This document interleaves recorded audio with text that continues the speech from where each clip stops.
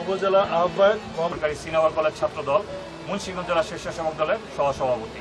প্রবাসী বিএনপির পক্ষ থেকে বিএনপি জাতীয় নির্বাহী কমিটির স্বাস্থ্য সমাবেশের সম্পাদক advocate Sohel Hossain, Bangladesh supreme court. Bangla নববর্ষ আমি আনন্দ ইমেজ কিন্তু তুলে ধরবেন। ধন্যবাদ। আপনারা দেখতে পাচ্ছেন আমার পাশে দাঁড়িয়ে আছেন জনাব বীর শওকত আলী শোভন। সবাইকে শুভ নববর্ষের শুভেচ্ছা। আজকে আমরা এখানে একত্রিত হয়েছি, আমি খুব আনন্দিত এবং অভিভূত এবং পাশাপাশি আবার আমি একটু ভারাক্রান্ত হৃদয় এই কারণেই যে আজকে 2012 সালে আমরা এখানে এই পহেলা বৈশাখে আনন্দ উৎসব করেছিলাম, সেখানে একটি মিলন মেলা বসেছিল। পাশাপাশি আজকে আমরা ফেসি মুক্ত পরিবেশে, স্বৈরাচার মুক্ত পরিবেশে আজকে আমরা পহেলা বৈশাখ পালন করছি, সেই জন্য আমি আনন্দিত এবং অভিভূত। আর আজকে আমরা যেখানে সমস্ত নেতাকর্মীরা যান তাদের প্রতি বার্তা, আমরা আমাদের দেশীয় নেত্রী বেগম খালেদা জিয়া, ভারপ্রাপ্ত চেয়ারম্যান জনাব তারেক রহমান, উনি আমাদের কাছে বার্তা পাঠিয়েছে সবাইকে ঐক্যবদ্ধ থাকার জন্য।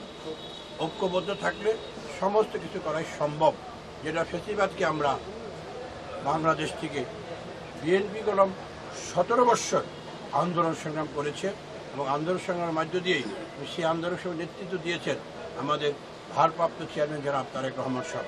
মুক্ত পরিবেশে আজকে আমরা পহেলা বৈশাখ উদযাপন করছি।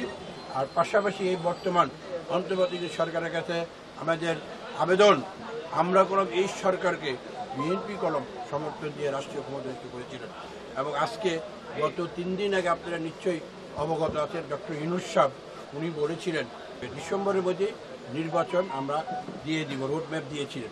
তাই আমরা আজকে বিএনপির সমস্ত নেতাকর্মীদের কাছে বার্তা, আপনারা ঐক্যবদ্ধ থাকেন, ইনশাল্লাহ ডিসেম্বর মাসে নির্বাচন হবে।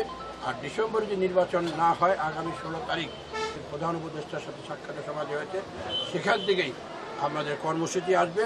প্রয়োজন মধ্যে আমরা আবারও রাজপথে নেমে আসবো, আমাদের দাবি আমরা আদায় করবো, জনগণের দাবি, আমাদের দাবি জনগণের দাবি, ইনশাআল্লাহ রাজপথে আমরা সেটা আদায় করবো। সবাই ভালো থাকুন এবং এই শুভ নববর্ষের আমাদের ঢাকার অতিথির আমাদের নিশ্চয়ই আপনারা যারা আমার বিএনপির যুগ্ম মহাসচিব হাবিবুল খান সোহেল, ওনার পরিবার আসছেন, সবসময় বিএনপি একসাথেই বসবাস করা সবসময় সেটা পছন্দ করেন এবং আমাদের নেতা জনাব তারেক রহমান উনি অতি শীঘ্রই বাংলাদেশে ফিরবেন এবং আমাদের তিনবারের চেয়ারপারসন বেগম খালেদা জিয়া উনি আমাদের মাঝে খুব অসুস্থ, খুব দ্রুত গতিতে আমাদের মাঝে চলে আসবেন। ওনারা নেত্রীর জন্য দোয়া করবেন। আমি এই বলে বক্তব্য শেষ করছি। সবাই ভালো থাকুন। শুভ নববর্ষ।